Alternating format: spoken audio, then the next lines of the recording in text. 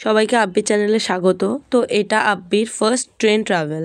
তো আব্বিকে নিয়ে আমরা কিভাবে ট্রেনে ট্রাভেল করেছি এবং তোমরা কিভাবে তোমাদের পেটকে নিয়ে ট্রেনে ট্রাভেল করবে।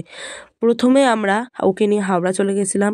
তো হাওড়ায় গিয়ে কিছু রুলস আছে। হাওড়ায় তোমরা নর্মাল ট্রেন করে নিয়ে যেতে পারবে, কিন্তু তোমাদের সাথে ট্রেনের টিকিট থাকতে হবে।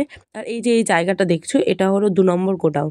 এখানে গিয়েই তোমাদের জার্নি 3 ঘন্টা আগে গিয়ে ও টিকিট করাতে হবে।